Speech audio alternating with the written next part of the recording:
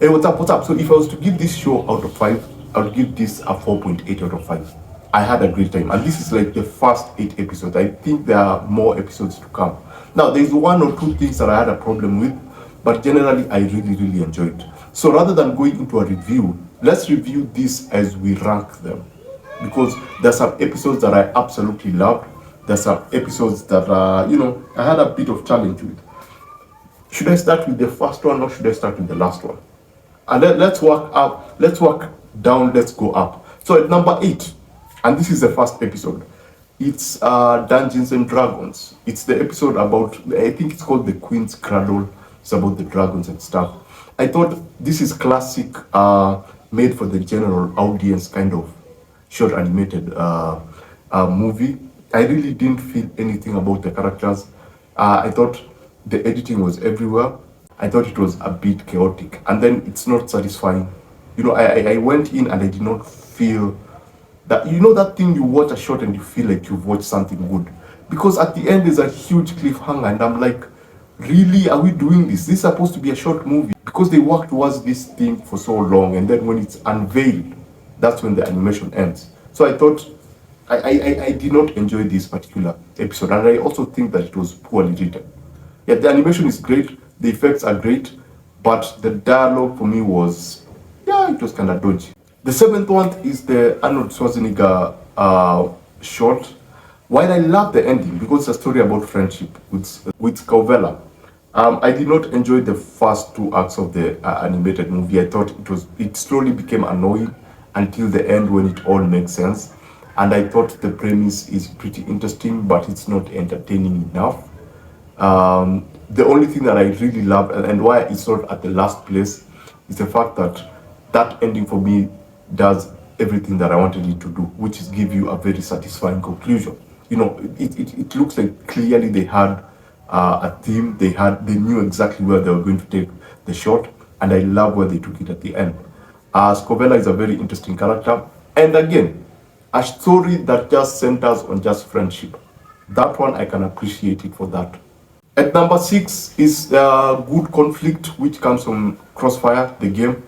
And the one thing that stood out for me is the realism of this animated short. The sense of realism is up there. This is, the people kind of look real expect for one character, but the environments look so good. The cars look real. The rain, even the water on the cars, they just look so good. The buildings. It's a very realistic shot. And I thought that the animation was also really good with the gun work and the gunfire and just creating that intensity of an action movie. I was watching this and I thought this can actually make a very good action movie, just based on what they have set up. The only one thing that I had a problem with is that there were no any other people in the town. There were no cars. Yeah, I know the video game is different, but this is supposed to be a story. At least they could have populated the city. I know it's different in the game, but in order for it to feel more like a story and to be a bit realistic, I wish they would have added a few people on the streets or maybe a few cars, because the whole place is empty. So you just get, if it's a car chase, you get just 2 vehicles. But the realism, I love it for that. The story is decent, it's nothing new. I thought it could be better if it was a full film and the characters were given a chance to actually evolve and become something, if more attention was given to the characters. But since it's a short, you also don't get that satisfying feeling at the end. At number 5, we have Circle, which is basically Pac-Man. Now, I've seen a few reviews and I've heard people really don't like this particular episode, but I liked it a lot because it's much more of horror, which is a totally different flavor. And the most important thing is I love it for its style. Its art style is gorgeous. It looks fantastic. I thought the art style stands out from the rest in the color play and in the strokes. Though it's actually 3D, it's just the way it looks. I love the look, and I also love the idea. They do not take the conventional route with Pac-Man. They try to give us something different, something in line with horror. And even the concept of repeating again, you become better. I thought that it's interesting, and it's much more symbolic of what gamers actually do, because it's, you do it, you repeat until you become better. So I thought that captures the idea of gaming very well. And the idea that it's horror and where they take it at the end, I appreciate the effort. I kind of liked this. I kind of liked it in a way. The look, the story, and where they take it in terms of the bloodiness. At number 4 is Asset Management, which is Keanu Reeves. I thought this was going to be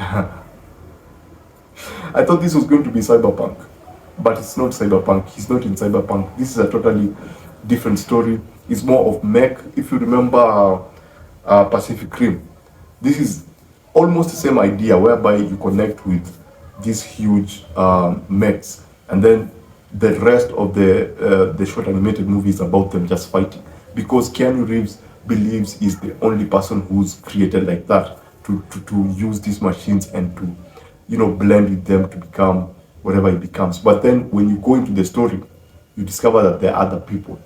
So the action, I love the action, the sense of speed. This is the first thing that I remember, the sense of speed within the show, and obviously the mech action and the CGI. It looks really good. The animation is really, really good, especially with the robots and the machines. The CGI, the animation is just up there. Keanu Reeves looks like Keanu Reeves. There's nothing special about his performance, but he looks like Keanu Reeves. At number 3, again, robots. This is Zan. And I think this is from the game is called what? Unreal Tournament? Yeah, Zan is pretty awesome. It's that classic story of rebellion. I like the intensity and the tension within the show. It is basically a gladiator story with enhanced people and robots. And they give a good background to the robots, they give a good foundation to the robots, and then give them good motivations. Because this one character that you follow to become that person, you see him evolve, you see him see what human beings are doing to these people. And then you see him now push to become whoever he becomes, because this is more of the one kind of story. And I loved the action. It's brutal. If you are to think like a machine and look at everything like a machine, this is a very, very brutal story. Let me put it this way. If AI was watching this particular movie, they would be terrified. Yeah, because of what some humans are doing to some robots. But then now you kind of root for the robot as we move on into the second act and the third act, because of what is happening to them when they go to the stadium. What are they doing with the guns? There are some things that are unfair. And when they begin winning, I was like, yeah, you go, man, you get it. Yeah, you're a winner. You're going to get this. So this is very engaging. It's a lot of fun. If you love gladiators, you'll have a great time with this. At number 2, we have Warhammer 40,000. It's epic. It's badass. It's shot very, very, very well. The CGI is good. The action is brutal. The movements are so satisfying. This world is just so rich, and the battles are insane. Now, you've seen some more Warhammer content on YouTube. What these people did differently with this particular shot is that it's shot way better. There's a sense of grandness to it. Grandness in terms of scope and how it's shot, how it's framed. They frame some scenes whereby that the scale of these things is so huge when they're against normal people. But then there are scenes whereby they're shot in a wide shot where they look like super small. So for example, if there is a hole, you get the size of the hole, it's huge. So the sense of scale, the action, the brutality of this particular world, I absolutely loved it. And if you've recently played Space Marine 2, this is kind of satisfying. So yeah, that's why it's number 2. Now, the reason that it's number 2, not number 1, it's because if a new person goes into this, not understanding the law might not be as satisfying as someone who understands the law of this particular universe. So a gamer who's interacted with the whole Warhammer universe, there are so many details that are so satisfying to them than to a normal viewer. So at number 1, you have Sifu. Sifu, I love the opening. I love the ending, how they tie in together everything. It's very, very short. They knew the exact story that they needed to tell. The action is, you don't have a lot of long actions, or they do not pay attention to the kung fu-ness of it. No, they use that very, very well. Then they use the idea of life very, very well, because the short is called It Takes a Life, and you get that within the short animated movie very, very well with whatever they do with the concept of life. So I thought that was pretty cool. And I think my favorite thing was the concept of consequences, that you just don't do stuff. It's not becoming a hero for this. It's not that one bad guy who seeks revenge and gets everything they want and go back to their normal life. No, there are consequences. So I really, really loved that about Sifu. Now, that's basically my ranking. And if you have your ranking, maybe you can just put it on the comment section. And the reason that I did not give it a 5 out of 5, it's because there's so much 3D animation that I wish that I could see at least some good traditional 2D.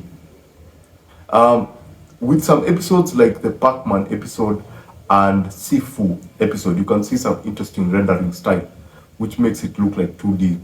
But you still get that idea that this is 3D based on the model. This is just cell shading a 3D character.